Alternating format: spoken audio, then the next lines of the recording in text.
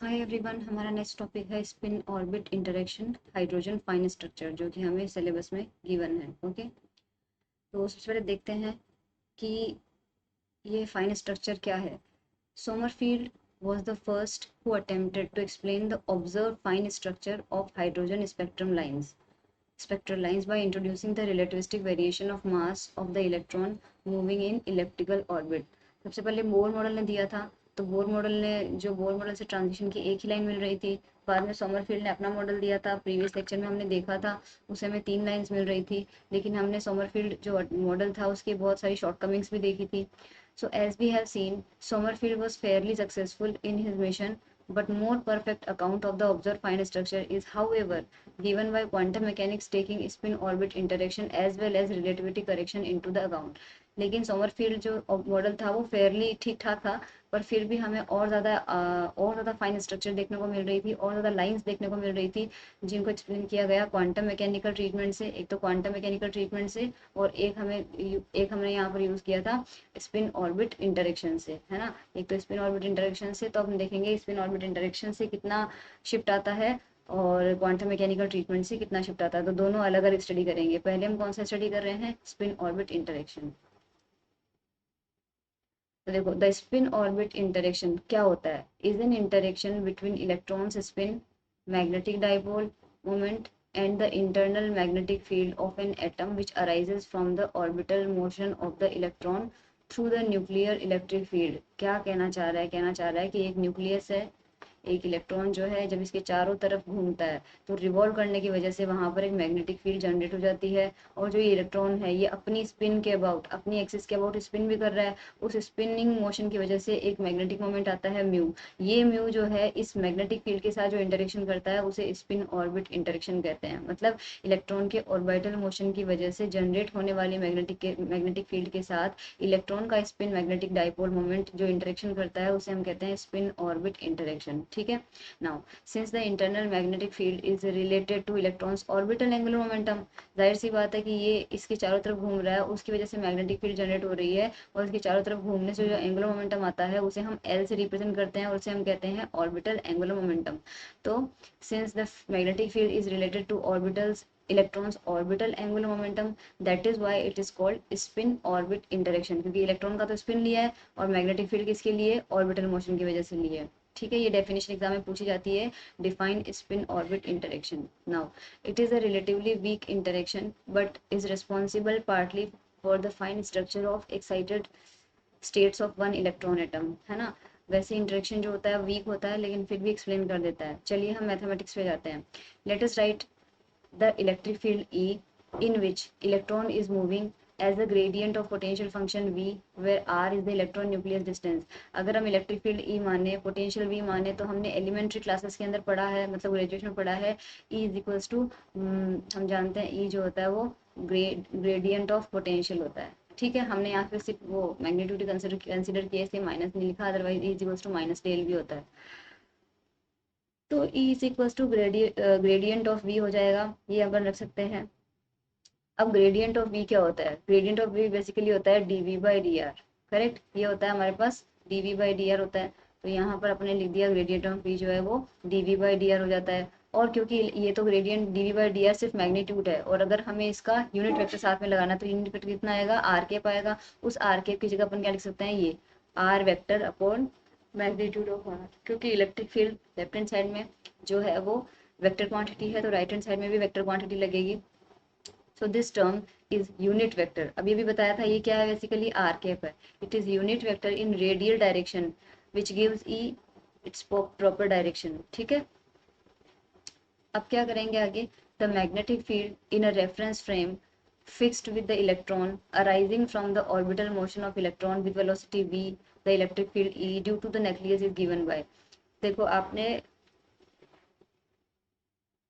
BSc के अंदर भी पढ़ा होगा, पॉइंटिंग वेक्टर वाले थ्योरम में पढ़ा होगा, इलेक्ट्रोमैग्नेटिज्म वाले बुक में, इलेक्ट्रोमैग्नेटिज्म वाले चैप्टर में पढ़ा होगा। मैग्नेटिक फील्ड में, वेलोसिटी में और ई में क्या रिलेशन होता है? तो ये रिलेशन जो होता है, ये ध्यान रखना, ये इलेक्ट्रोमैग्नेटिज्म वाली बुक में आपको मिल जाएगा, मैग्नेटोस्टेट्स के अंदर मिल जाएगा, या इलेक्ट्रोमैग्नेटिक थ्योरी में मिल जाएगा। आई थिंक ये 11th 12th के अंदर भी है, इलेक्ट्रोमैग्नेटिक थ्योरी में। तो यहाँ पर अपन क्या करेंगे, ई की वैल्यू ऊपर से रखेंगे। ई की वैल्यू जो निकाली ना, आर वेक्टर अपॉन आर, ई की वैल्यू अपन यहाँ पे पुट कर देंगे। जैसे ही अपन पुट करेंगे हमें मिल जाएगा ये। Okay, now we know L is equals to M R cross V होता है। ठीक है, तो इसमें ऊपर आर और नीचे एम से मल्टीप्लाई करते हैं।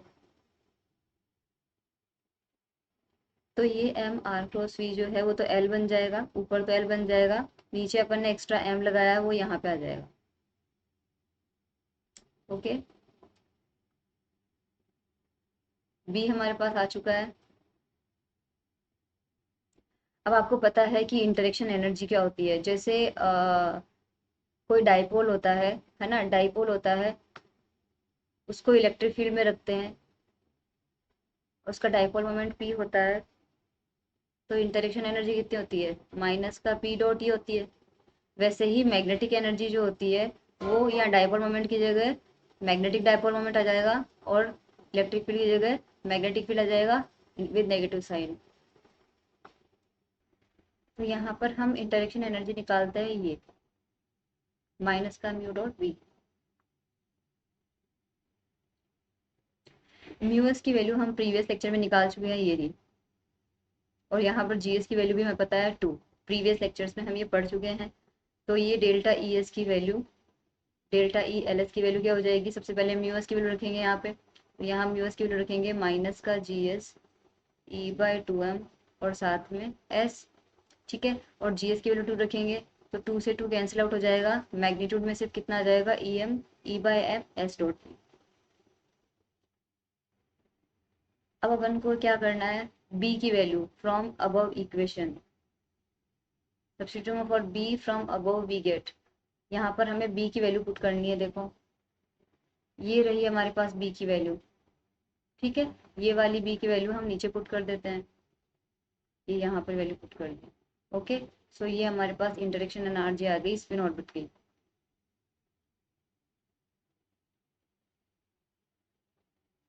देखो एक चीज होती है, this is the energy in a frame reference in which the electron is rest, है ना, इलेक्ट्रॉन को रेस्ट में आना है। On relativistic transformation to the normal frame of reference in which the nucleus is rest, the energy is reduced by a factor of 2। This is known at Thomas precession. तो Thomas precession करके precession होता है जिसमें हम nucleus को भी rest में मान लेते हैं।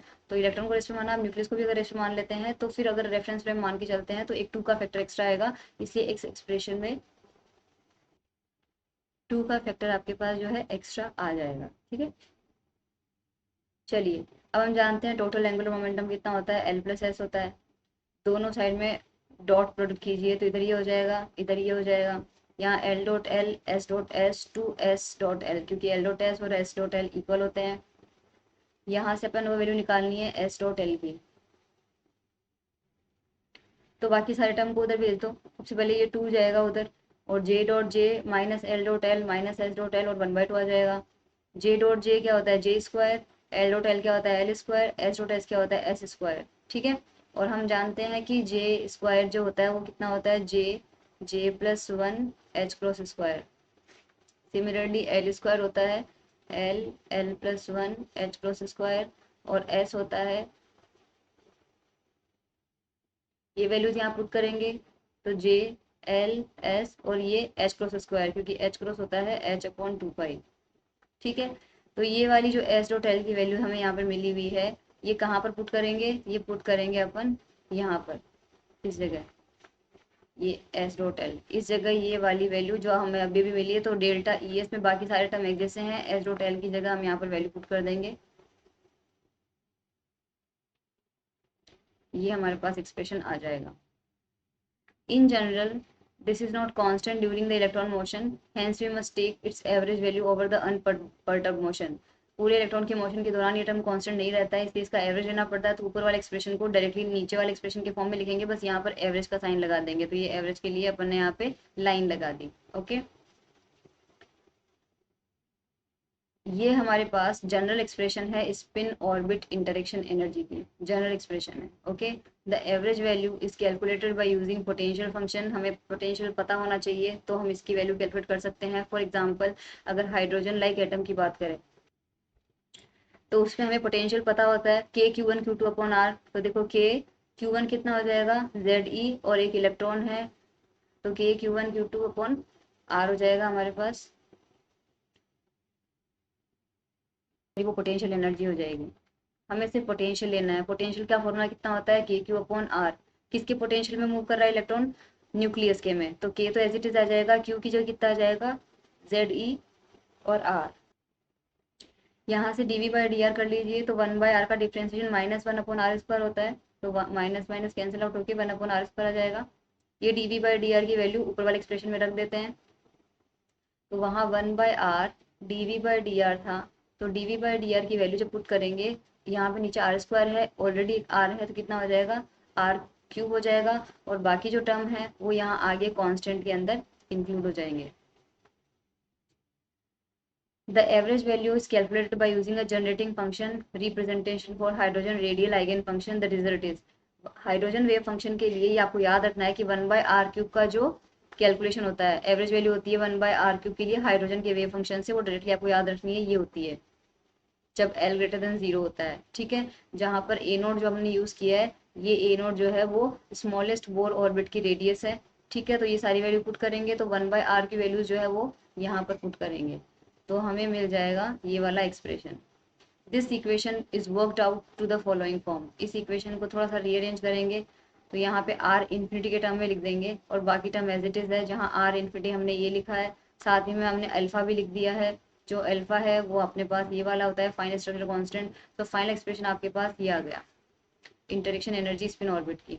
ठीक है, अब हम टर्म शिफ्ट निकालना चाहते हैं। टर्म शिफ्ट के बारे में मैंने आपको पहले ही बता रखा है, डेल्टा टी जो होता है माइनस का डेल्टा ई अपॉन माइनस का एच सी होता है, तो ऊपर जो डेल्टा ई मिला है उसमें एच सी से डिवाइड करके माइनस लगा देंगे, तो ये वाला एक्सप्रेशन हमारे पास आ जाएगा। अब हाइड्रोजन एटम के लिए बात करें तो उसके लिए स्पिन की वैल्यू 1/2 होती है, और जे की value L plus minus S होती है, तो एल प्लस माइनस हाफ हो सकती है, तो दो वैल्यूज हमारे पास पॉसिबल मिलेगी।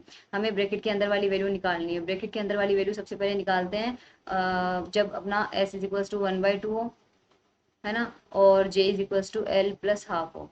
ये रखेंगे, देखो j is equal to L plus half रखो इस एक्सप्रेशन में, यहाँ पे j is equal to L plus half, और s में यहाँ पे रखो 1/2, तो जो वैल्यू आएगी वो अपने पास आएगी l। और जब l j की जगह l माइनस हाफ रखेंगे यहाँ पे, और s की जगह 1/2 रखेंगे, तो जो वैल्यू आएगी वो आ जाएगी माइनस का l प्लस 1। तो दो वैल्यूज आ गई हमारे पास, तो दोनों वैल्यूज की करस्पॉन्डिंग हमें टर्म शिफ्ट निकालनी पड़ेगी। तो j is equal to L plus half की करस्पॉन्डिंग टर्म शिफ्ट आएगी ये, और j is equal to L minus half की करस्पॉन्डिंग टर्म शिफ्ट आएगी ये। ठीक है, spin orbit interaction causes each term of a given L to split into two terms. तो हमें दो लेवल मिल गए, इन दोनों के बीच का जो डिफरेंस है उस डिफरेंस को हम कैलकुलेट करते हैं। तो डिफरेंस कितना आएगा, इसको अगर अपन डेल्टा टी डबल प्राइम बोला, ऊपर वाले को अपन ने डेल्टा टी सिंगल प्राइम बोला, तो delta T double prime minus delta T single prime, तो दोनों में को माइनस करेंगे, माइनस करने से हमारे पास ये वैल्यू आ जाएगी। ओके, और यहाँ पर देखो इस वाले एक्सप्रेशन में अगर एलसीएम लोगे तो 12+1 आएगा, 12+1/2, तो 12+1 से 12+1 कैंसिल आउट हो जाएगा, 2 ऊपर चला जाएगा, तो हमारे पास, या फिर इस 2 से ये 2 कैंसिल आउट हो जाएगा, तो हमारे पास फाइनली ये डिफरेंस आ रहा है। आर इन्फिनिटी की वैल्यू कांस्टेंट होती है, अल्फा भी कांस्टेंट होता है, अल्फा और इसकी वैल्यू पुट करेंगे तो डेल्टा टी हमारे पास आ जाएगा ये, और ये जनरल फॉर्मूला हमारे पास होता है स्पिन ऑर्बिट इंटरेक्शन एनर्जी को कंसिडर करते हुए अगर अपन निकालें तो। ठीक है, ये था spin orbit interaction energy. Quantum mechanical relativity correction हम पढ़ेंगे नेक्स्ट लेक्चर में। Thank you.